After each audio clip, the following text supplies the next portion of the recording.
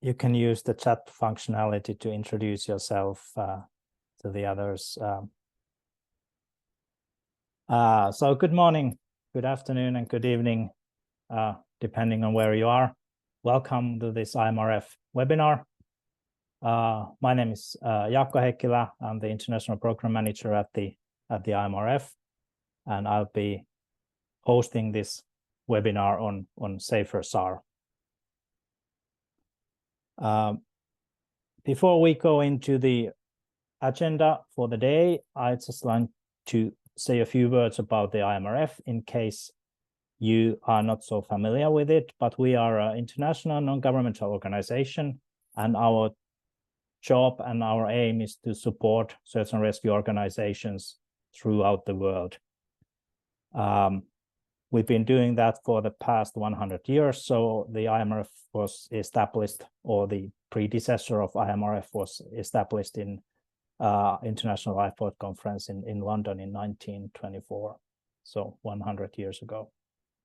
And how we do the supporting, we provide guidance, we set standards, we facilitate different kinds of training, we enable search and rescue organizations to share knowledge and expertise with each other, for instance, through the crew exchange program that we were running actually last week, and through, for instance, this initiative that we're talking about today, the safety reporting system. We got about 130 member organizations in over 50 countries throughout the world, and we have the consultative status at the IMO, so we can also influence policy and regulation that way. And we run through several programs, including the mass rescue guidance, which is currently under update and will be updated by next year. We have the mental health initiatives, Are You OK? Our climate change initiative, Future SAR. We have the Women in SAR initiative, aimed at promoting the role of women in search and rescue. And we have this Safer SAR incident reporting initiative that we are talking about today. Finally, if your organization is not a member of the IMRF, there are some benefits to joining, so please visit our website if you're interested in that. And then I would like to also advertise our seminars this November in Greece, hosted by the Hellenic Rescue Team. We have the Equality, Diversity and Inclusion Seminar on 26 November, and following that on 27 and 28, we have our annual meeting, which celebrates the 100 years of IMRF. And this is for our members only meeting, so you get a chance to attend that as part of your organization, if your organization is a member of the IMRF. And more information can be found on our website, so the International Maritime Rescue.org, and the easiest way in there is to go to events and check what's coming up section in there. But that is it about the general issues. Today's agenda for the webinar is there. So I will start by introducing very briefly the Safer SAR project that we've been running. And after that, we will have 3 presentations from the member organizations regarding safety reporting system. So we will have Terje Alliksoo, a board member from the Estonian Voluntary Maritime Rescue Organization, presenting a sort of smaller volunteer organization which has no reporting system at the moment. Then we will have Sylvain Monay from the SNSM, the French lifeboat organization, talking about taking into a little bit perspective of a little bit larger organization which has a reporting system but is not receiving like huge amounts of reports at the moment. And finally, we have Ben Wood, the safety learning manager from the Royal National Lifeboat Institution in the UK, representing an organization which has reporting system with a large number of reports. So Terje, Sylvain, and Ben, thanks for joining us and representing your organizations here. And finally, we have Adam Parnell, the Maritime Director from the CHIRP, which is the Confidential Human Factors Incident Reporting Program in the UK. And Adam is representing or presenting the structure of how the reporting system works and what is CHIRP doing and so on. So he will describe the actual details of the reporting in detail. So thank you, Adam, as well, for joining us today. And in the end, we will have a questions and answers session. So if you have any questions, feel free to write them in the chat, and we'll take them from there at the end of this webinar. Okay, so a few words about the project. It has been running from last year, September, till September this year. So officially, it finished a couple of days ago. It's a proof of concept project for which we had funding from the Lloyd's Register Foundation. And the aim was to conduct a feasibility study for a global safety reporting system for maritime SAR units. And the objectives in a little bit more detail were to assess whether there is what is the feasibility of a global reporting system, what are the barriers to data sharing, what kind of communications channels should be used, and finally to design a reporting system and pilot that system. And how these objectives were met were through a baseline survey, which was done to our members, through establishment of a working group, and then piloting a reporting system by partnering up with CHIRP. A few words about the survey. We received responses from 13 different search and rescue organizations. That was not quite as many as we would have liked, but it was still quite representative of many lifeboat organizations, at least, both volunteer and government. And just a few highlights from that survey, like vast majority, 86%, felt that the information sharing regarding safety has been improving over the last decade. And again, 80% believe that this kind of a global reporting system is feasible to build and run. And finally, 93% believe that if such a system was built, it would improve the safety of search and rescue personnel globally.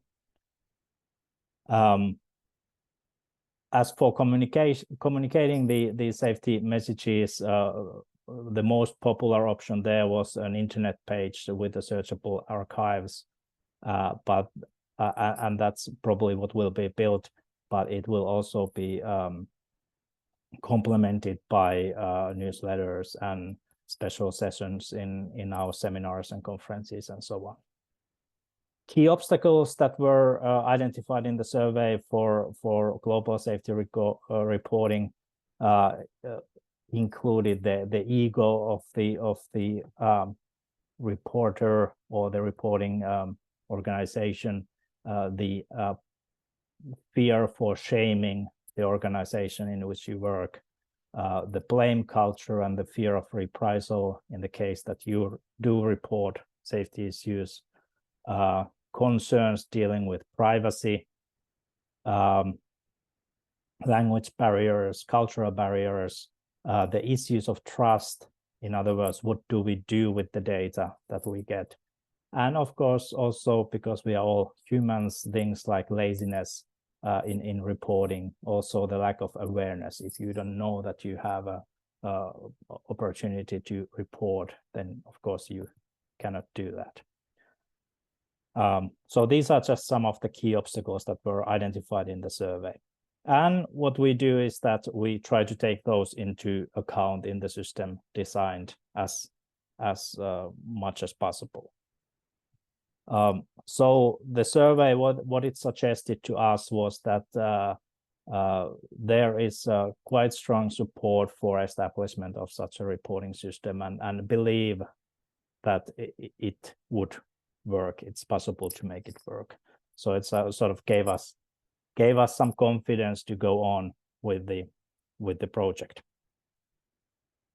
We established in the early stages of the project a working group from among our member organizations, and we have different lifeboat organizations and or search and rescue organizations represented in the working group, including the RNLI, the Estonian Voluntary Maritime Rescue Organization, the SNSM from France, KNRM from Netherlands, RNLI from the UK, and HM Coast Guard from the UK. In addition, we had IMRF and CHIRP joining in the working group, as well as the funder, the Lloyd's Register Foundation.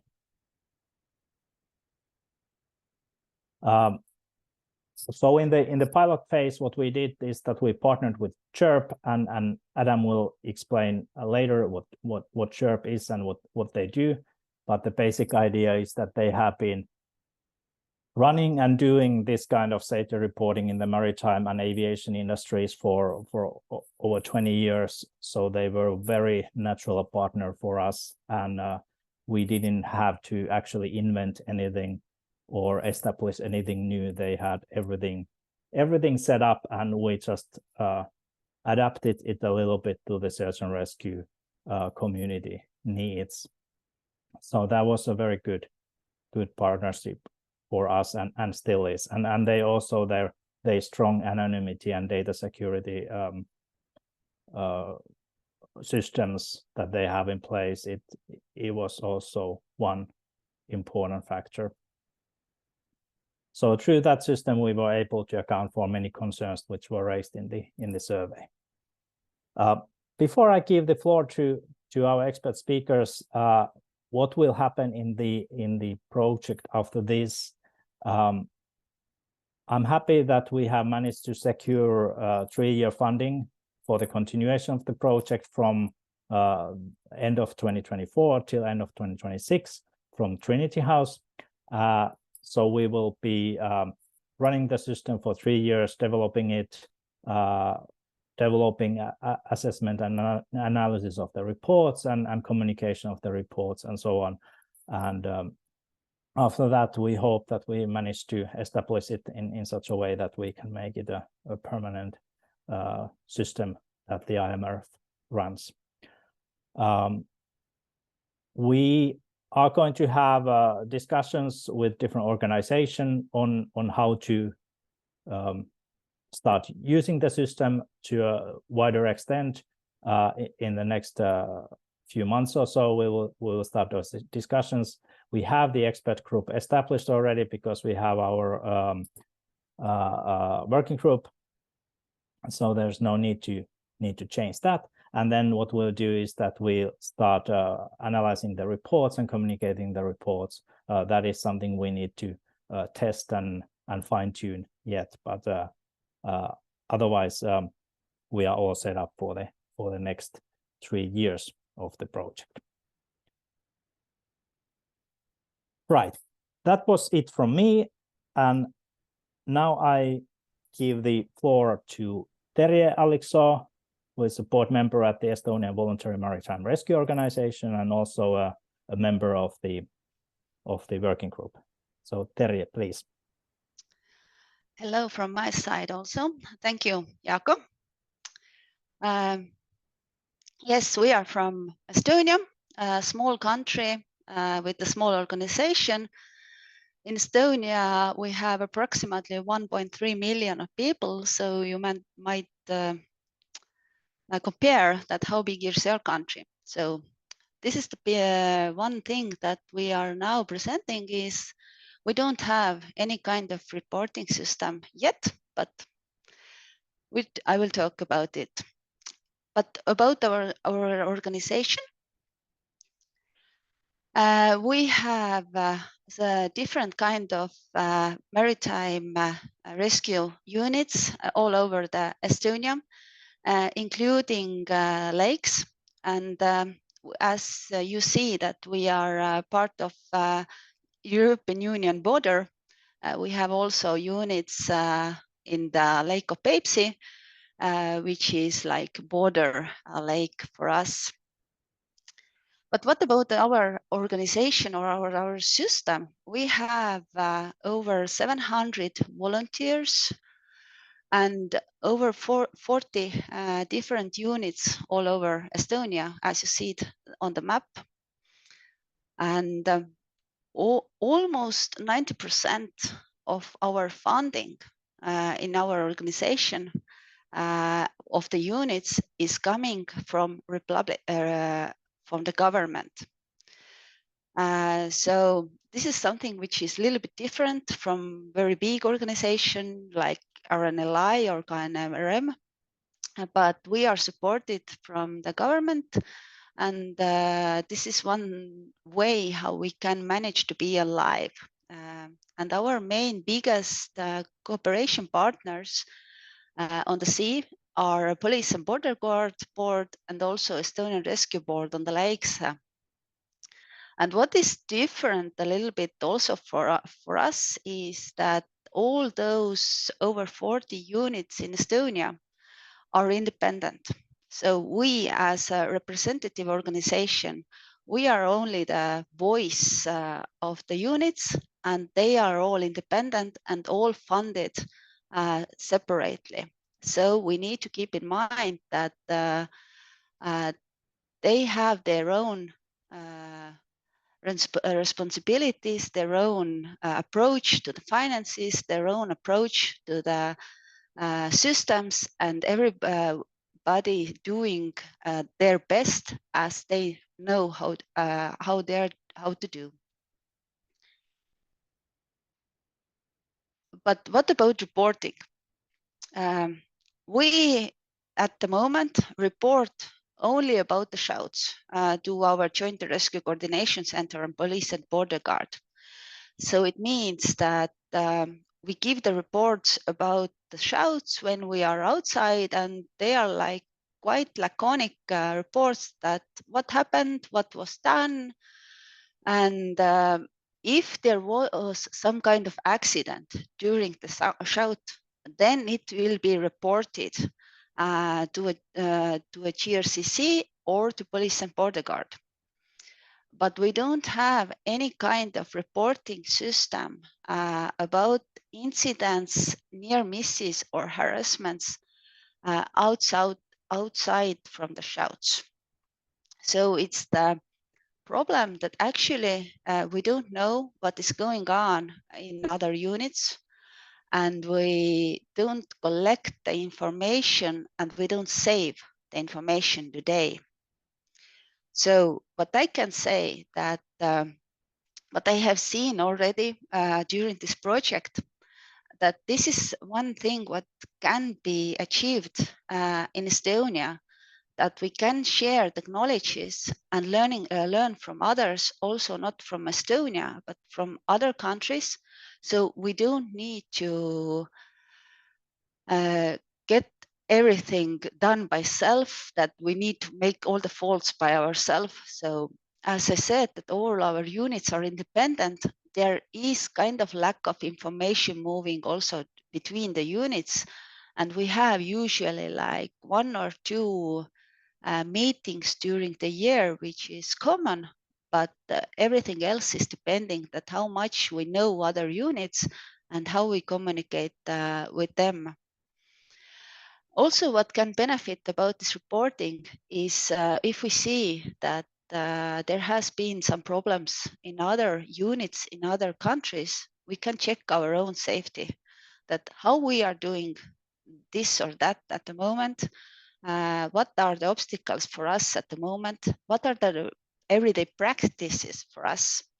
And also we can plan the trainings and create the instructions, because we know that maybe the lack of information might be the situation that we think that everything is okay, but actually there are problems we don't see in common way them.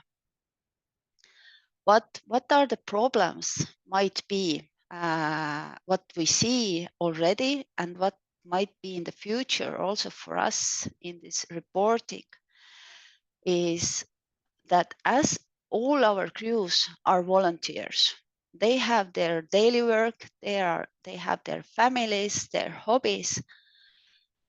Any kind of, I might say, paperwork is extra effort from the crews. And this is something what they don't want to do already today. They don't see the big picture that their report might help others. Also, we have what also Jaakko said, that this risk is up at the moment for us is the reputation. Nobody wants to be a knacker.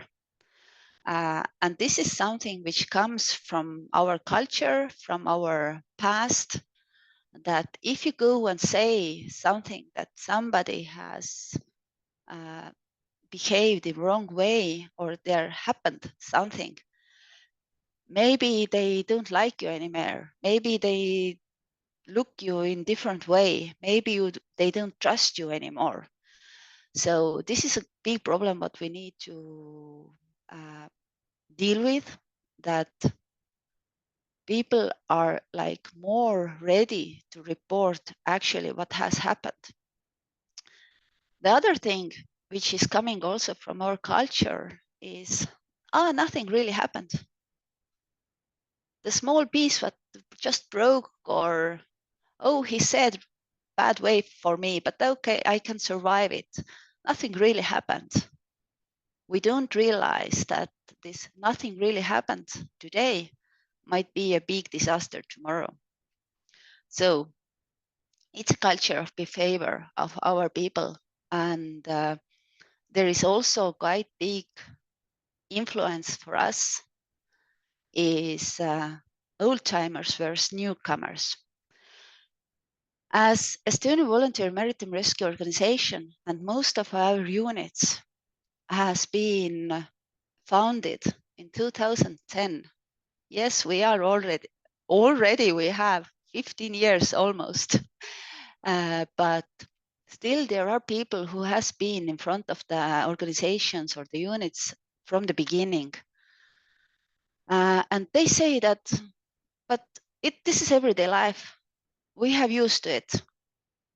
And we don't look the safety culture this way, that, oh, I have been working like it like 15 years now, nothing happened. Versus the newcomers who can see that, yes, if I do something today, it might affect me tomorrow or our future. So how I should want, or I would like to conclude it, that safety starts from us. And this needs strategy. And this needs common strategy, common learning. And all the people who are in the system should understand that we don't do it just for reporting, just for paper, but we do it for the future and for our own safety, that if we have the shout, or if we go to our unit, then we are able to go back home afterwards also. So we are helping people at the sea every day in every country. And hopefully, even in Estonia, we have 300 calls during the whole year. We still need to think about the safety and reporting, but we have a long journey to go to get this thing done. So this is from my side, a short overview, what benefits I see and what obstacles I see. And I hope that Sylvain from France can share already his thoughts, how it's been, where the reporting is working. So Thank you so much. Thank you, Terje. It's very nice to hear from you and your organization. Hi, everyone. I am Sylvain Moineau from Les Sauveteurs en Mer in France, the lifeboat institution, and we are very proud to be part of IMRF in general, and especially if this working group, as I am in charge of learning lessons and safety reviews in our organization. But mainly, who are we? The SNSM in France. We are men and women in a more than 200 lifeboat stations around the metropolitan French territories and overseas departments, but also 32 operational training centers dedicated for training lifeguards, and joining for them 235 first aid station on the beaches during mainly during the summer season. It represents at least 6,000 volunteers dedicated to offshore rescue, 3,500 volunteers dedicated to coastal rescue, as we said before. They've got and also volunteer for fundraising shore supports, and more currently than 140 full-time employees dedicated to support, for instance, technical training, national training we have in Saint-Nazaire, or operational monitoring, as for instance my part in my area. So big number of people with different status, and but our roots are volunteer basis. Our operational tasks are performed at 100% by volunteers. Key figures from SNSM in 2023, we operate less than 10,000 rescue operations, but also more than 1,000 civil protection operations, as we are civilian safety and security organization. We perform some nautical or also onshore civil protection operations. It represented 20,400 people cared during 2023, and now we try to count and to valorize our 400,000 hours of training of our volunteers, because it's a data that is very useful when we are discussing with our national government for public funding, because SNSM is mostly funding by private routes, and can reach 18% of public funds from government and local authorities.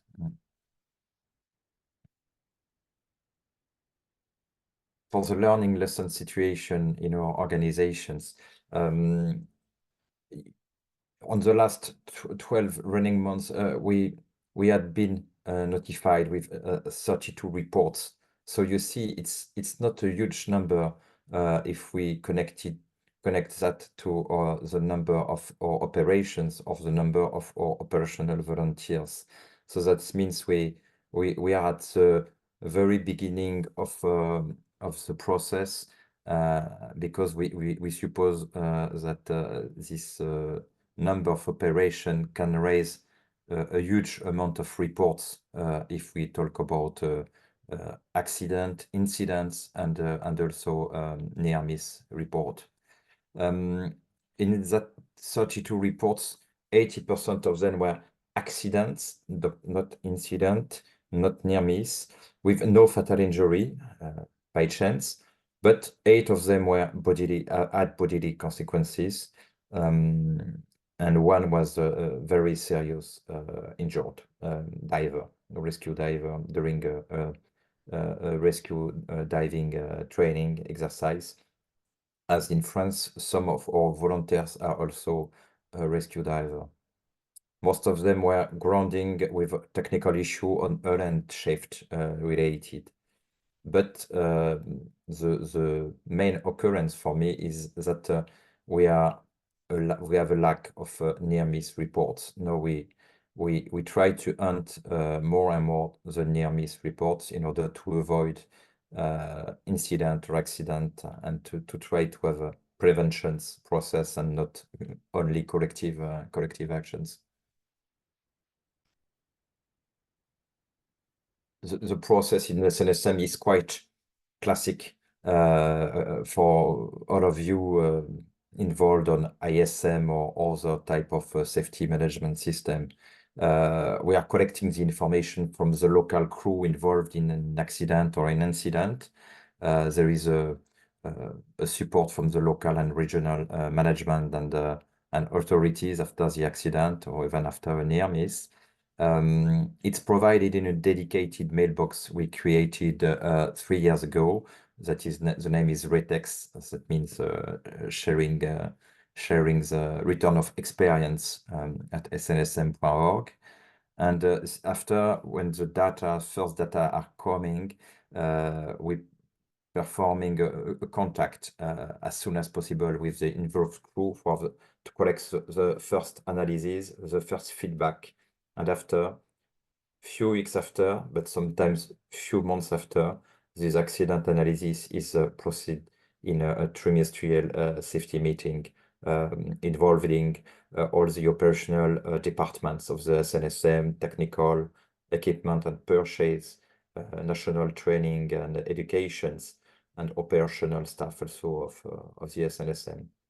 The first discussions and conclusion are promoted to the involved crew, and after can be published in our internal letters. Its name is Fréquence SNSM, and our brand new SNSM database.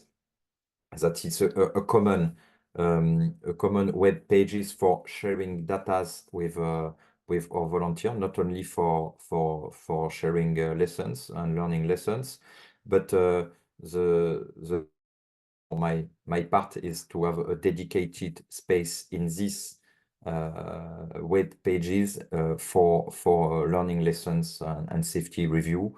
But it's only a French point of view, very recent, and now we need to feed it, and it's why it's very important for us to be part of the safer SAR program in order to share, but also to have data to feed our database, and using our data to feed the common CHIRP database. So it's for us, it's a win-win situation.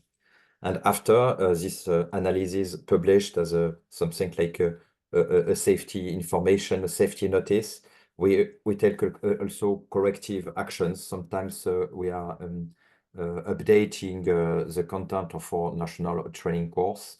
Sometime after a recent incident, we review our equipments. We put Sepatex technical material on the rescue diver suits in order to limitate the injuries that some cuts by propeller or rocks can make on our divers.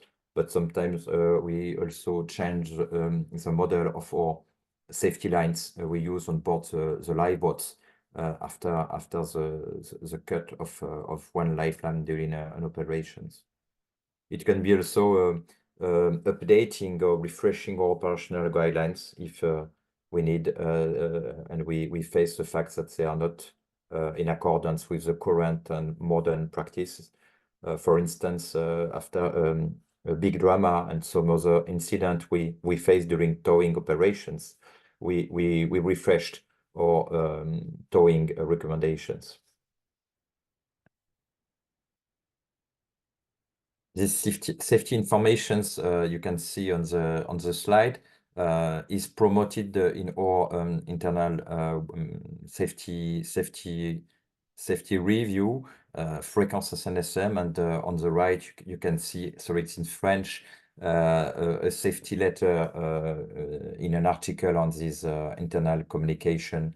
For instance, it was the situation of a rib that was facing a rock during an intervention, with all the analysis, the contributive factors, and at the very end of the safety safety notice, what we can learn about the situation, the strong positive points, and the points that can have been done in a different way to avoid this accident. So we keep at every time this scheme for the publication of our safety informations. And now from August now, so it's quite recent. You can see my profile as I am also a volunteer in my lifeboat station. So when I come in my dedicated space as a volunteer, I can face these two things, a picture database, but also the documentation space. And if I go on it, I can find a retext, donc safety lessons and learning lessons review space in which now I can find all the safety warning and safety notice we performed in the last 4 years. But now we need to feed it with hundreds of analysis we had in our computers in my dedicated teams for that, but we need to put them in a accurate way to go on this volunteer database on the same format. So it's a huge work that we need to perform in the next months in supplement of our operational task, but this is the way.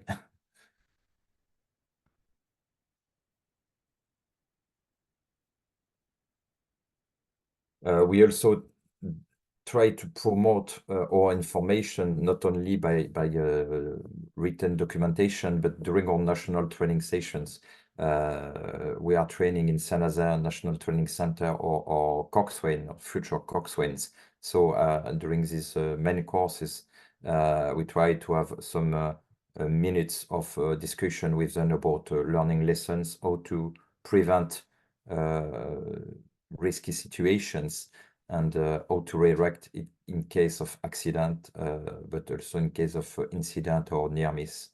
So we promote the learning lessons process during the national training sessions, also with the local management situation.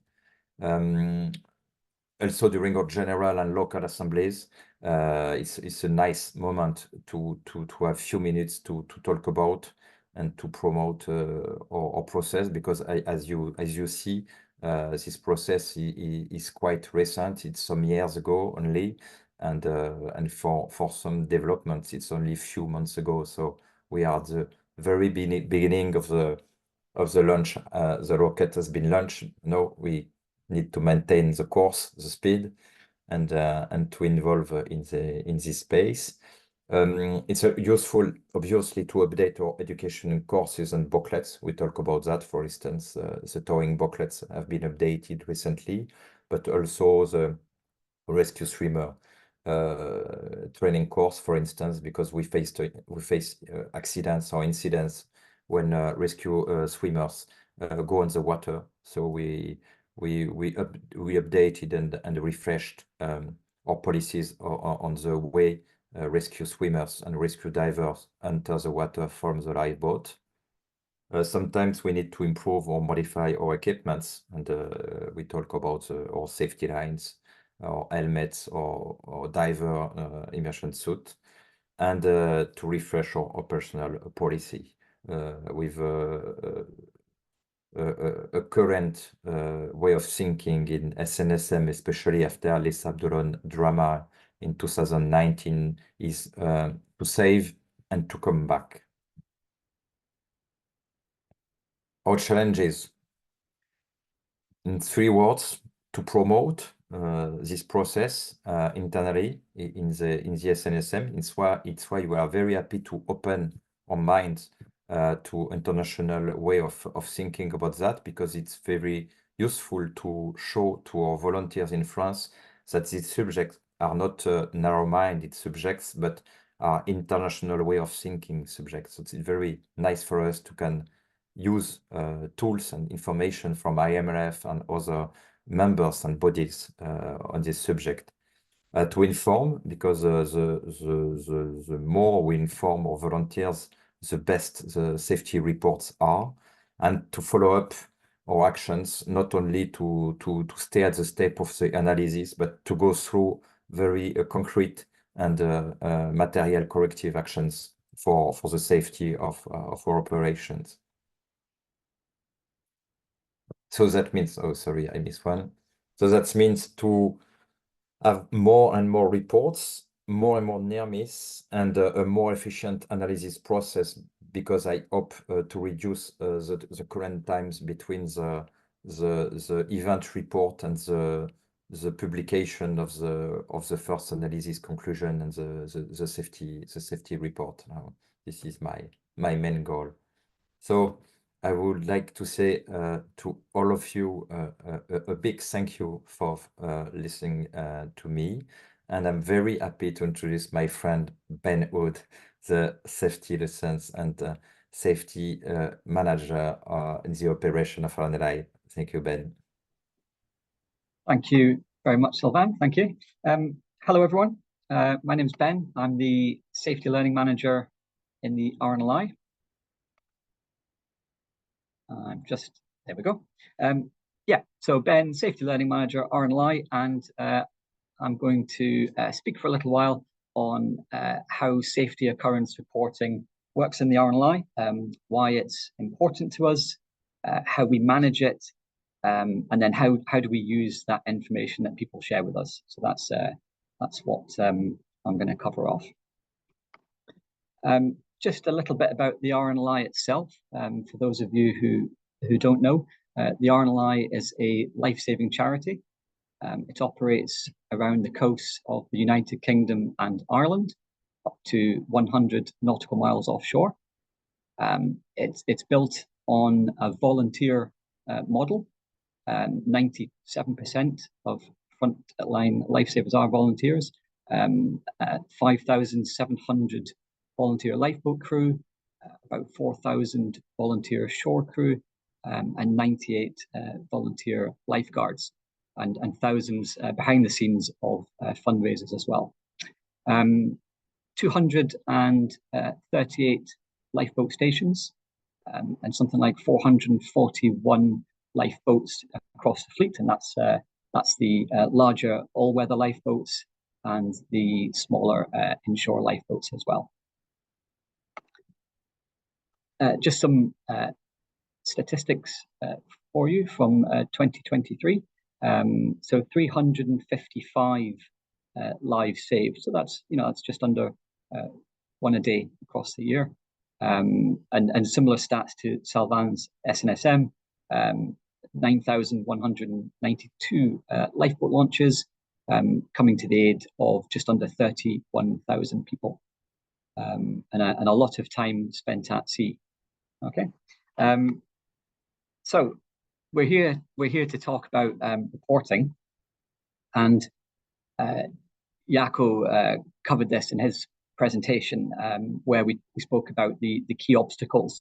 So I thought I would just add a few more in there to these. So technology can influence reporting, and by this we mean something as simple as Wi-Fi. Yeah, whether you're trying to report from a shore establishment or a lifeboat asset at sea, Wi-Fi can be a game changer.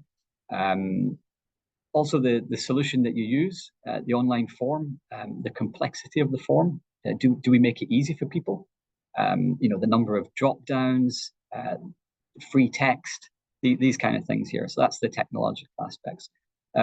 Cultural, we spoke about this as well. So this is around leadership and values. How do the senior leadership in the organizations promote the importance of reporting?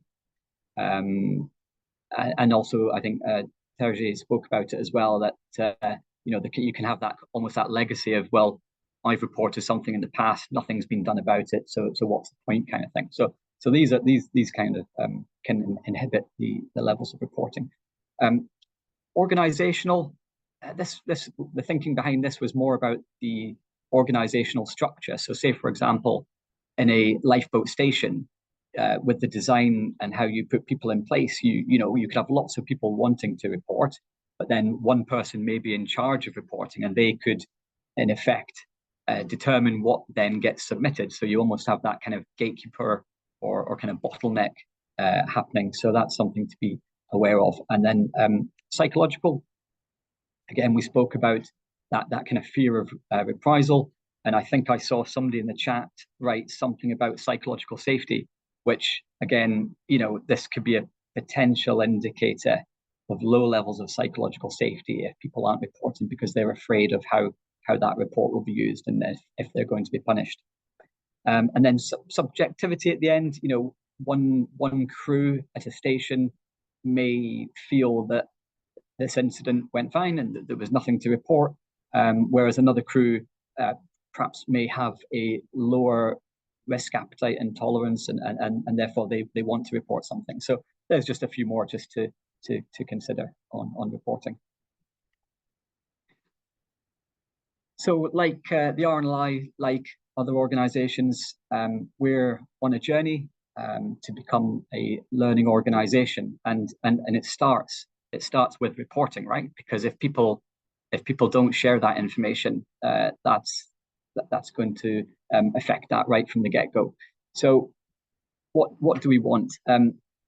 We want to understand the human and organizational factors that interact or converge to create the conditions that allow incidents to happen. Yeah.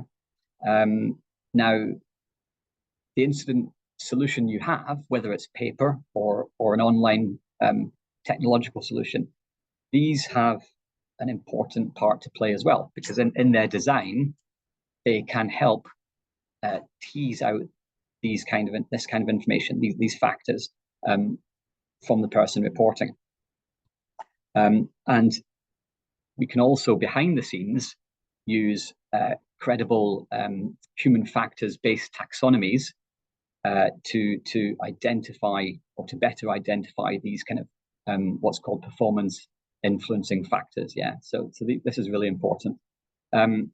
We also need to understand local rationality and its impact on why decisions made sense at the time. So that's really understanding the person's perspective in the environment that they were in. Really, the context is what we're talking about here. So it's understanding the context of the incident, where they were, and how that affected the decisions made. Yeah.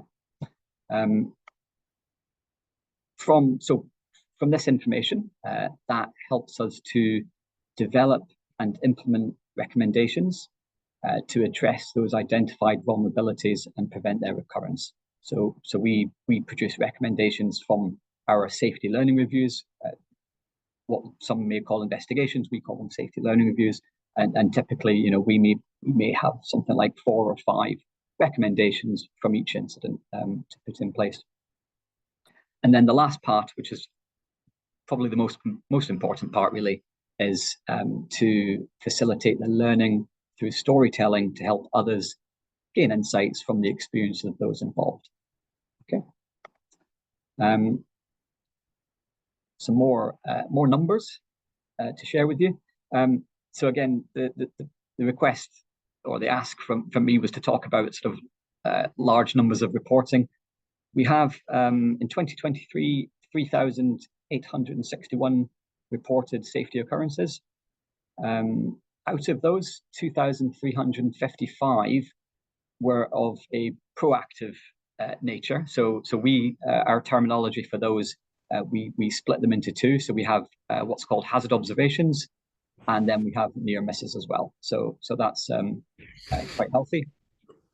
And the metric, we have a metric to measure and to understand this. We call it the hazard observation near miss to injury ratio, and that for us at the moment is hovering around 3.5. So 3.5 to 1 is that ratio. And when you look at other organizations, even outside of Maritime, that's reasonably comparable. So that's where we are there.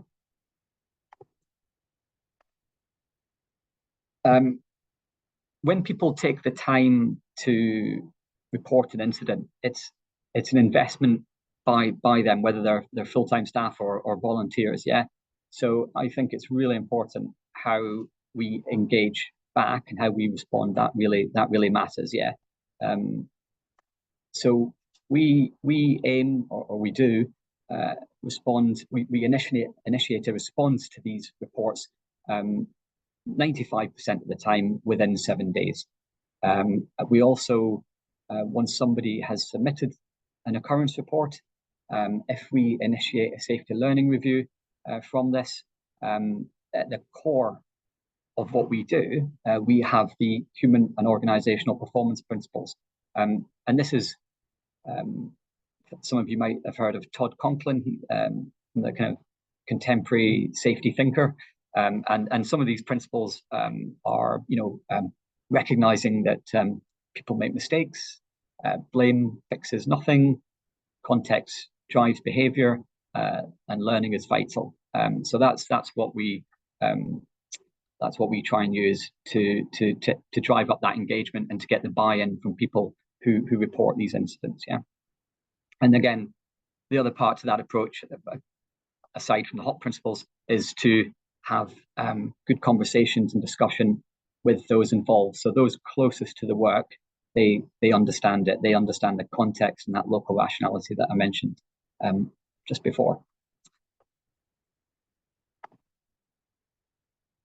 So in the RNLI, we have earlier this year launched our first safety management system. So it's again, these are commonplace in maritime and aviation sectors. So we've got our safety management system, and in that we have the requirements for reporting.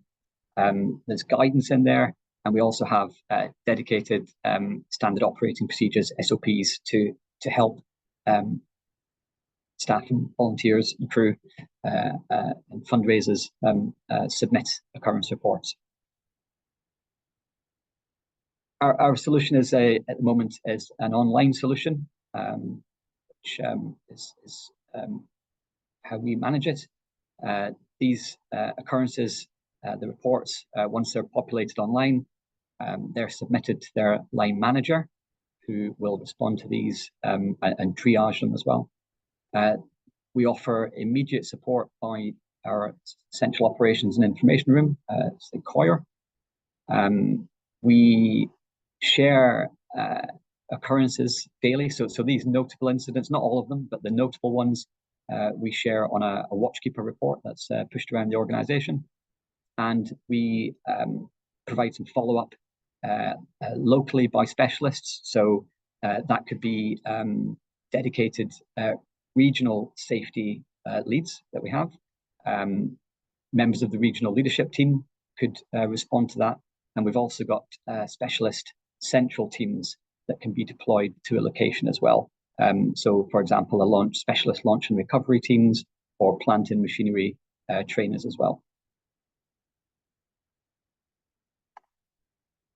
That's just a graphic of the, I suppose, the process really. So, you have the occurrence at sea, somebody reports it, we have conversations to understand it better, we do analysis as well, and then we produce the recommendations and the learning, and that's what we try and get back to the front line where it matters most in that kind of feedback loop. So again, like SNSM, we're on a journey.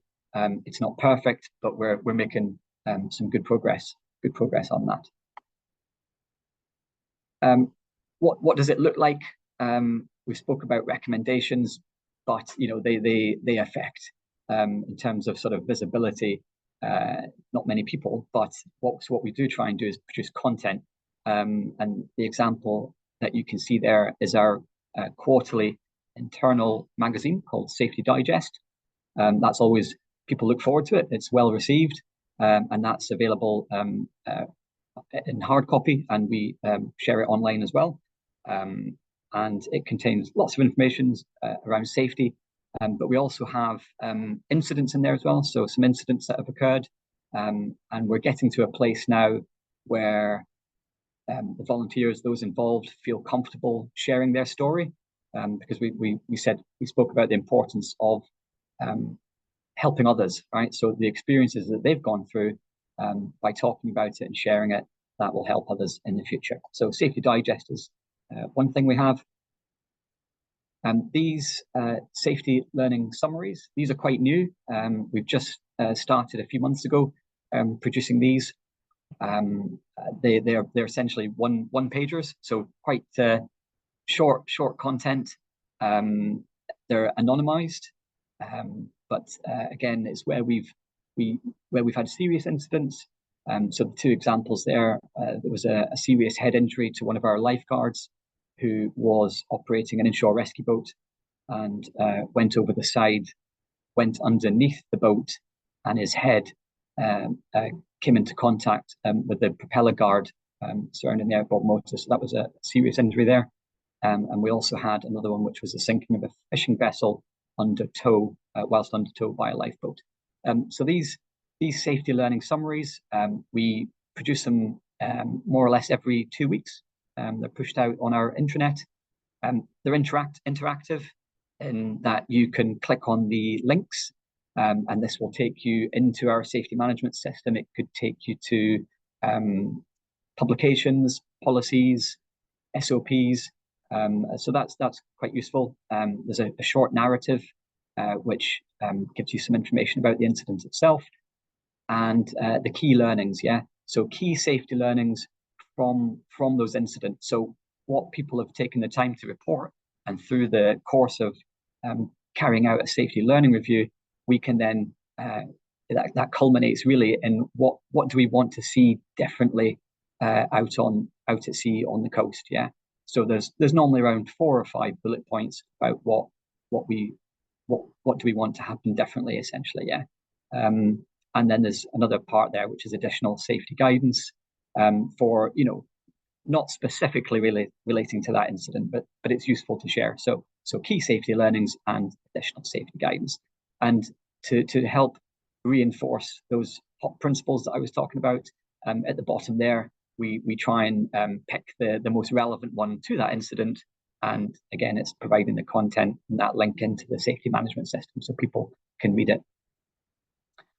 So that's typically what we have, and we're looking forward to exploring how we can take our incident reports and share it with SafeSAR, and also the learning that we have as well. And hopefully we can take that forward in the next couple of years with the new funding that's there.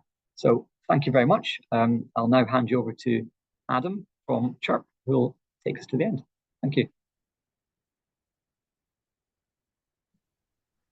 Thanks, Ben, and hello, everybody. So as you've heard, I'm not part of the IMRF, but we're CHIRP. So CHIRP, as you've heard earlier, we look at incident reporting and try to uncover the underlying human factors rather than lessons learned. We've been going in the maritime domain for 22 years. In the aviation domain, we've been doing this for 40 years.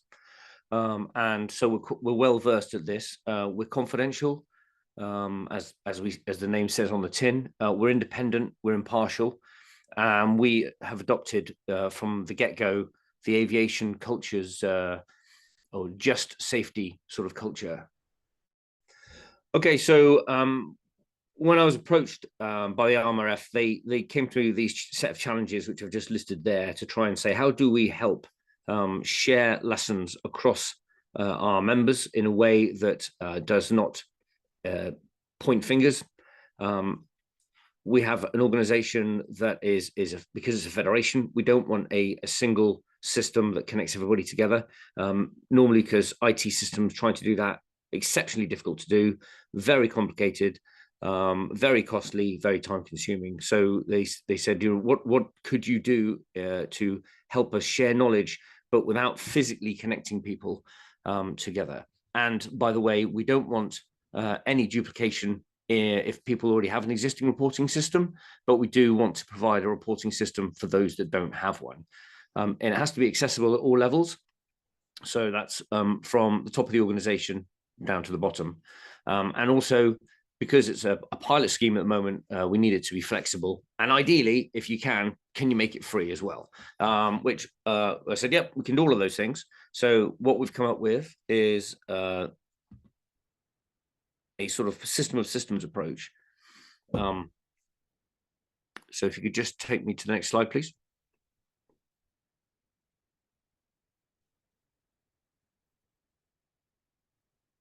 So the concept here, as you've heard this morning, we've got some organizations in the IMRF that don't have a reporting system at the moment, some that do. And so how do we sort of bring those all together? Well, the way we are proposing to do it is to use the CHIRP database, which has been running for 20-something years in the maritime domain. And currently we can accept reports to that by emails. We do have the ability to connect a system to our system through bespoke APIs. That's not my preferred method. The other way we can do it is obviously we provide a reporting form ourselves. But if you are a company which has or an organization which already has a good reporting system, you might want to share those because you might collect trends. So rather than be providing as a constant stream, you might want to say, well, we'll just send you a periodic type of your database by Excel. While Adam is still trying to get in, I guess there was a question from Nick Stanley to Ben about how does RNLI get the near miss data. So Adam, Ben, would you mind answering that? Yeah, sure. Yeah, all our near miss data comes from the RNLI itself. It's an internal reporting system. So there's no that's not to say the Coast Guard couldn't or wouldn't share some information with us. They do. But when it comes to near miss data, that is an internal reporting system. So the lifeboat crews or the lifeguards or the manufacturing buildings that we have where they build the lifeboats, if an incident occurs there, the near miss will come from that location. So it's all internal to the RNLI. That makes sense. Hope that answers your question. What I wanted to say was, and I've covered it very briefly already, we have a solution. It's a sort of portfolio solution. If you are an organization that already has an awful lot of reporting, has a good reporting system, what we're not trying to do is replace or duplicate that reporting system. Please carry on using your own reporting system. What we'll do is we will liaise with you to gather the reports that you want to share, whether that be by a cut of your database that you've curated and taken out and exported to us from, say, an Excel spreadsheet or in an Excel spreadsheet via email, or whether you want to send them one at a time by email, not preferred. The other option for those organizations that don't have a solution is that we're using Microsoft Forms, which is because it's data light and because it's free as the portal at the front end. It's also incredibly secure. Our database, however, and where these are stored, analyzed, etc., are actually kept off the cloud. So it's an off-cloud solution. So these things get passed through on a one-way system to our servers. Our servers are actually held in the UK, so we have full control over them by a company we've worked for over 20 years. They also do a lot of Ministry of Defence and other work, so they are very well versed in cybersecurity.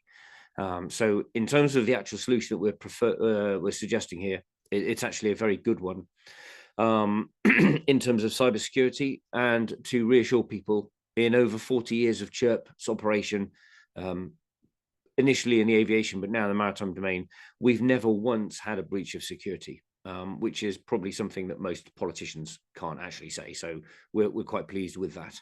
And we do, and I'm going to explain how we take the data that we use now, as long as my internet holds up. So I'm going to share my screen in a moment and show you the report form. But for those who are minded to do so, there is a QR code on the screen.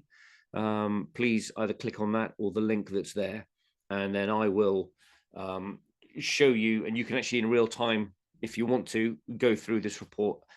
This reporting system right now, I've disconnected it from the database, so you can literally type in anything. What I don't want you to do is to put in a real report. So if you are wanting to use this, do it, but don't put in a real report if you're watching the webinar now in real time as it's being recorded. So if I just share the screen. So as I said earlier, we're using Microsoft Forms. It's a way of us.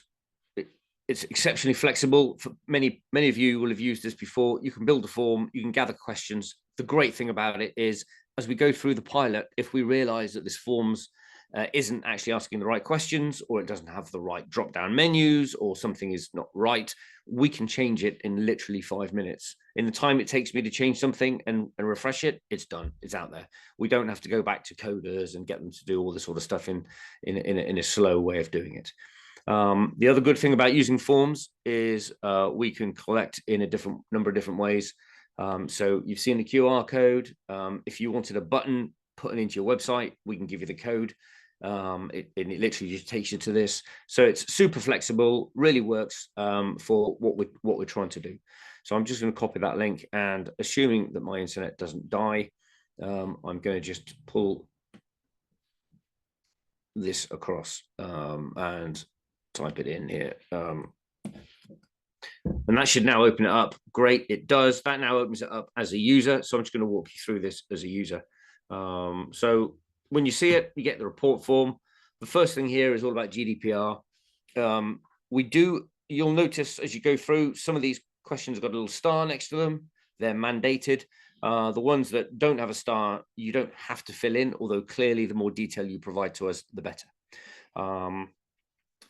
When this form gets sent to us, there are literally only 2 people in the entire world, and I'm one of them, that can see this report. So there's myself and my deputy. We are the only 2 people in CHIRP that see these reports.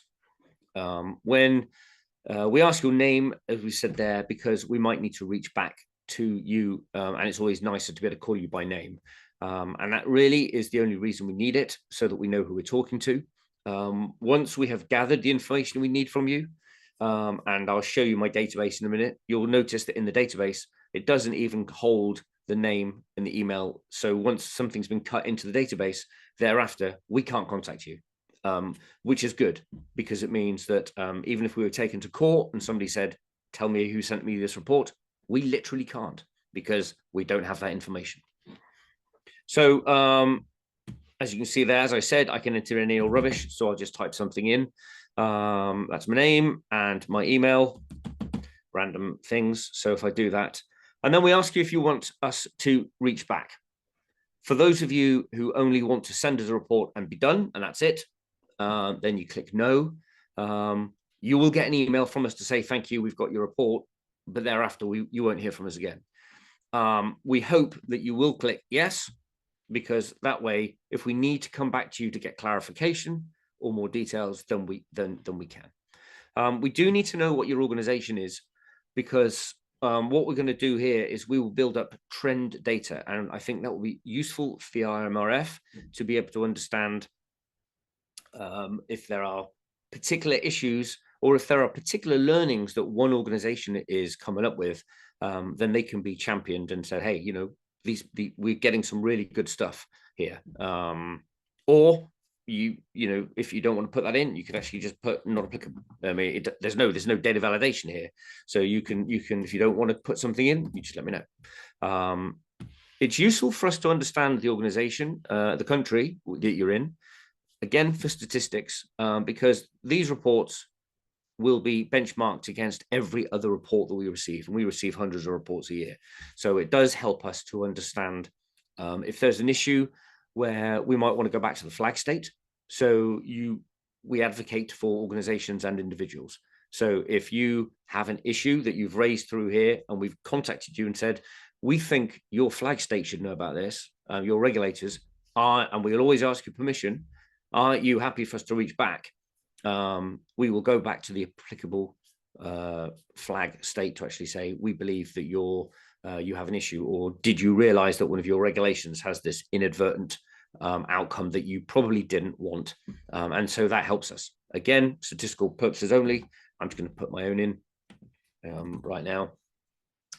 And then we want to know whether you were in it, you saw it, or whether you've had a third-hand report and you're passing it on. That helps us contextualize the report that you're about to give us. So I'm going to say I was in it. And then it asks you what type of report you're sending. Is it hazardous observation, a near miss, an incident or accident, or is it to do with bullying, discrimination, etc.? I will go through this twice. I won't touch that one now because it will skip purely to the abuse and bullying questions. So what it does is it contextualizes as we go. Oh, I forgot to add it. It's just I saw it, and I saw something that could have resulted but didn't happen. So hazardous observations are things like I've seen some rusty steps. I've seen the winch wire is about to break. The near miss is the winch wire broke while it was being tensioned, but an incident is the winch wire broke while it was being tensioned. Unfortunately, I had the boat underneath it and the boat dropped and we broke the boat. So that's how we're doing this. Obviously, the date of the report. Where did it take place? So this is the geographic location. So I'm going to pick somewhere that I'm pretty close to at the moment. So Torquay Harbour. And then where did it take place in that location? Was it at sea, in the harbour itself, on the lake or river? You can see the different options. So I'm going to say it was on the beach.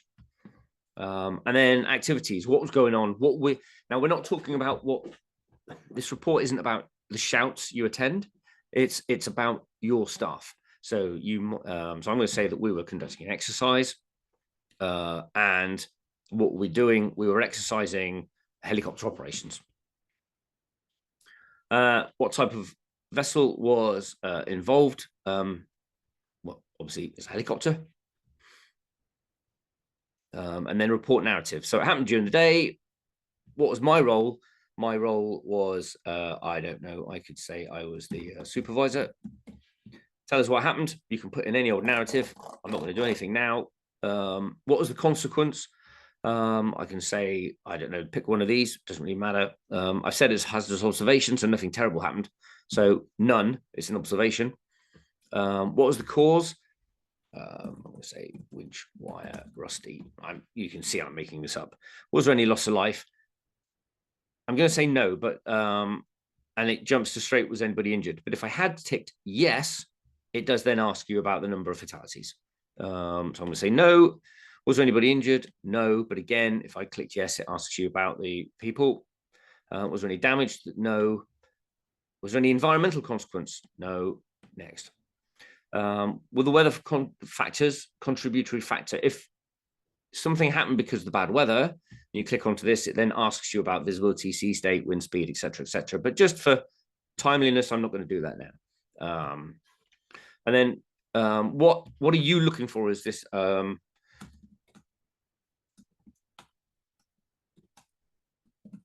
you go. I want to warn others about rusty wires. That's what I'm looking for why are you sending this report. Do you have any photographs? If you do, and you've given us your email, then we will send you a link, and then you can post them separately. Although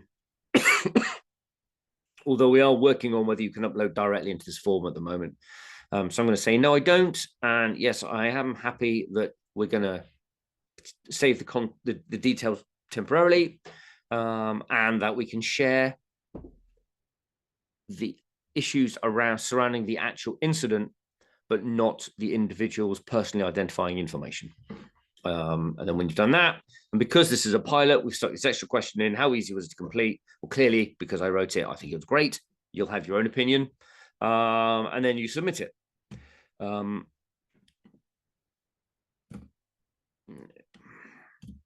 I don't submit. So there you go. That's done. That report's been sent to us now. Do I want another one? I'm going to do another one purely to show you the bullying and harassment. So there's my name. There's my email. I don't want to be contacted. That's my organization's name. Here's where we are.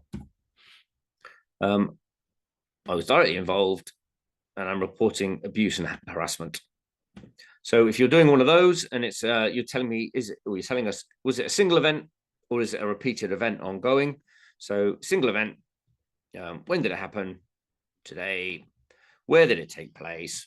In the crew room. And then tell us what happened. Then you can just give a narrative about, you know, what actually happened from your perspective. And then for us, so we can help us work out what it is. Is it abuse? And you can see what we said: abuse, bullying, discrimination, harassment, or victimization. So I was victimized. Next, what are you looking for? Again, you will have a personal outcome. We can't promise that we can make these outcomes happen, but obviously, if we can focus our efforts in actually getting this and advocating for you and getting whatever it is you need sorted, then the more detailed you are there, the better. So do you have any documentation? No, I don't. Yes, I do consent. No, and submit. Right. Okay. So what? So what is that I can then use these if I go back into the forms themselves and click on it, you'll see that I've now had 2 responses. So what do those responses look like at the moment? And again, there's only 2 people who can see this. I can see who they've come from, and I can open them in Excel. We can then do some analysis.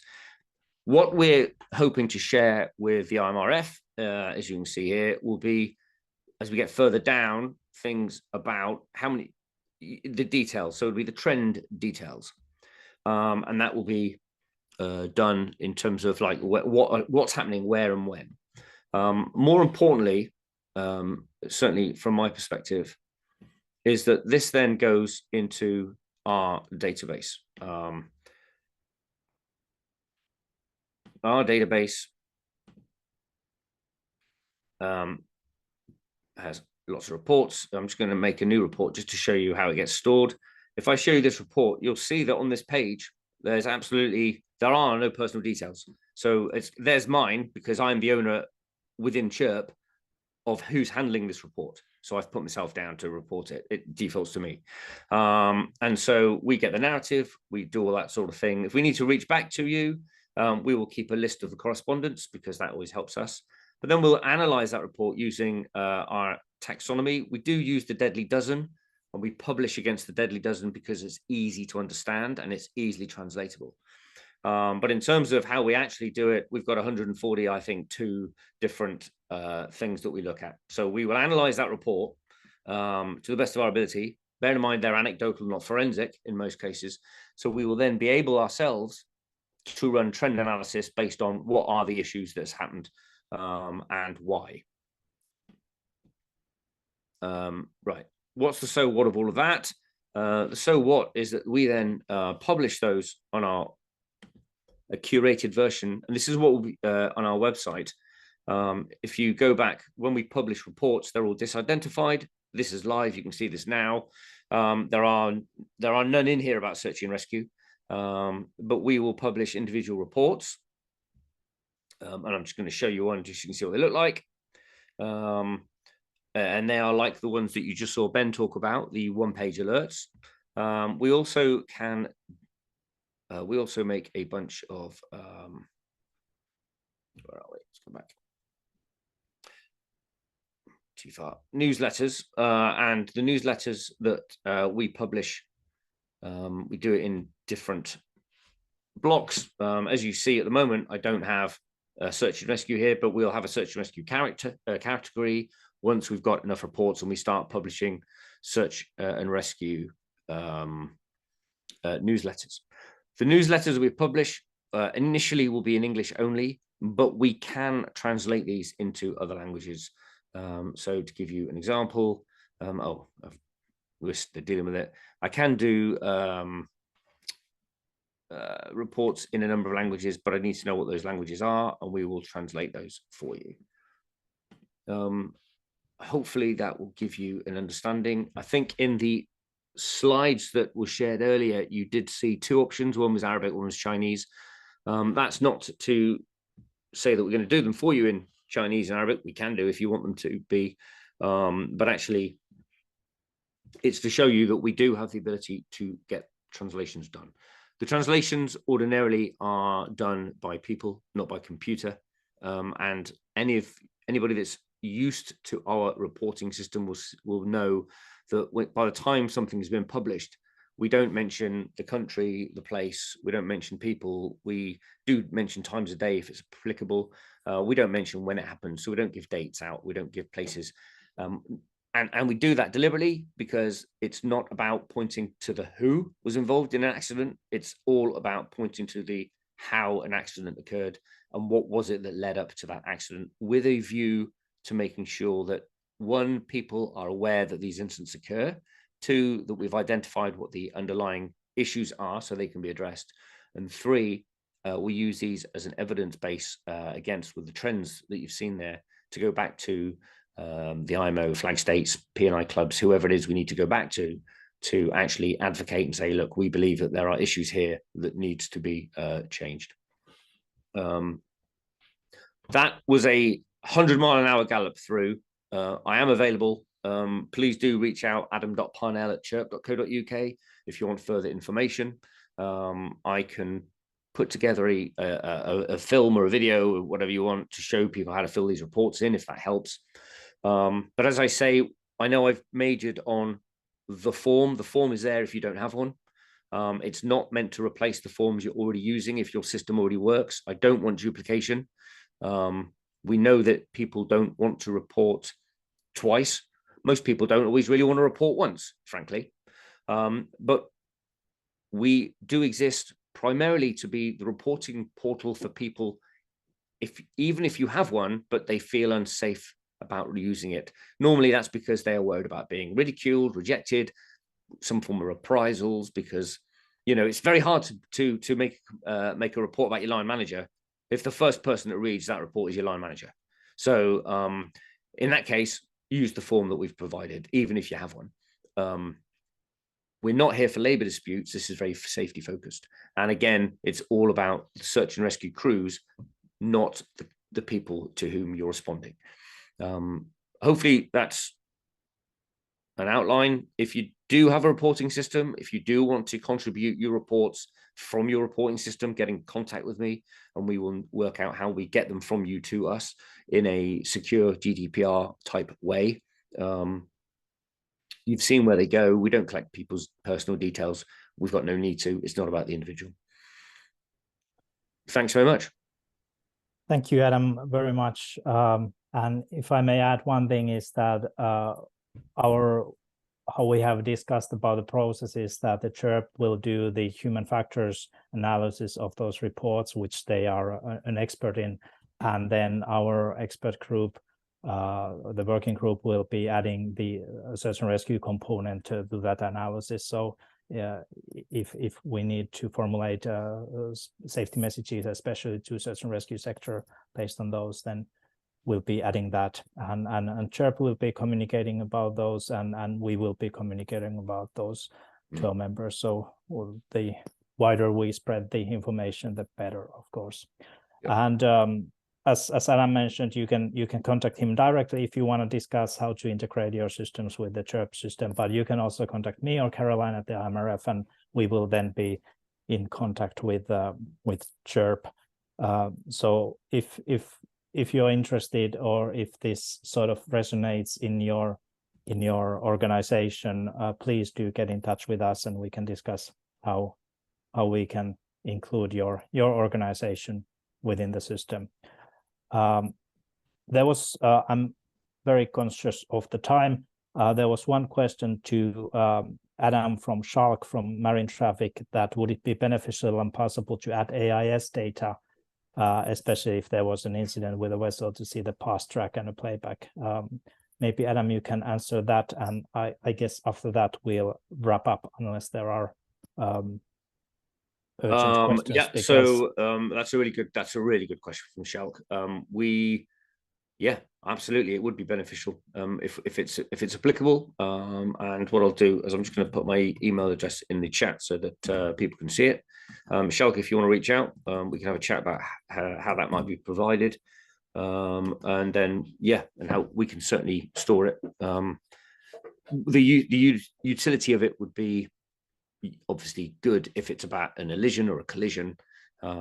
Many reports that we get, less so.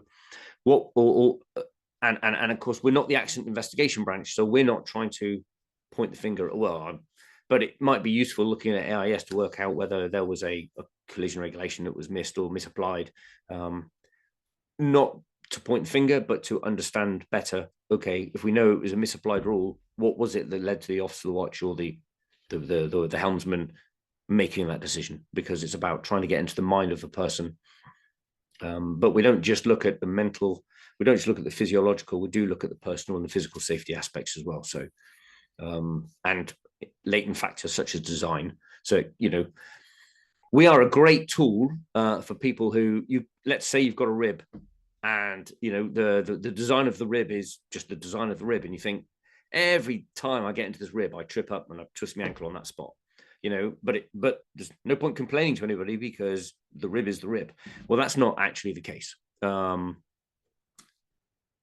By coming to us, raising these issues with us, we can then go back to the manufacturers, and we have done on occasions with certain things, eye bolts, etc., on super yachts, and we've talked to cargo bulk carriers about the designs of certain things to go back, and they've taken our evidence as insight as to how they can actually do things better. They can design, might not change the in-service vessels, but they can certainly incorporate it into new builds.